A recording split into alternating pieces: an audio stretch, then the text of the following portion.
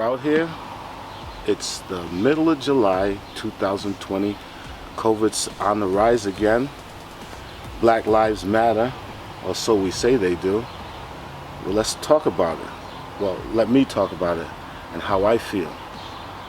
Don't get me wrong, I understand and I appreciate the fact that there are people out here that want to support the fact that I am a brown or black skinned person. But let's get it straight. The issue is not them. The actual issue is us. And the fact that we have yet to realize the economic wealth that we have waiting for us, but yet we sit back and allow somebody else to take it from us. Should we? We've been doing it for a long time. How can we change things? Well, first things first. Let's get it straight. If you really believe Black Lives Matter, when you hear on Father's Day in Atlanta and Chicago, black on black crime reached about, and I'm quoting this, probably about 20 to 40 deaths in the hands of black people. I don't see anybody picking up a sign and walking through that neighborhood, a person that looks like me, and complain about the fact that we're killing each other. Because if you really think about it, if we did stick together, our economic wealth would be unimaginable.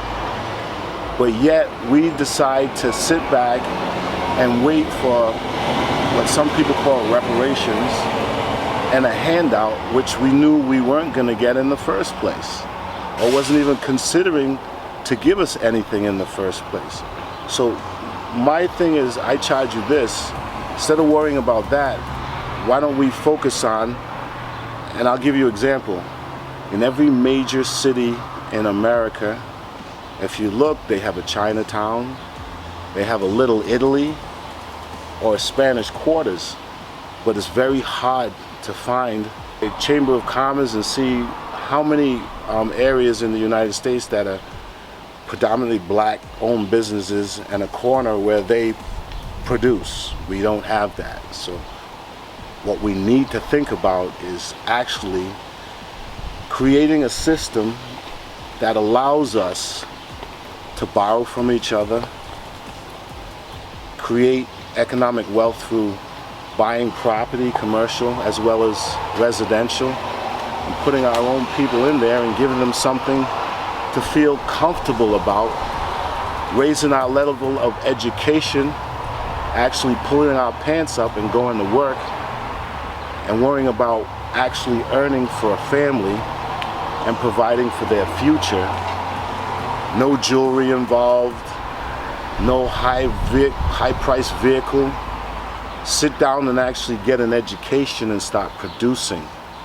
And then maybe we'll start to see something come from that.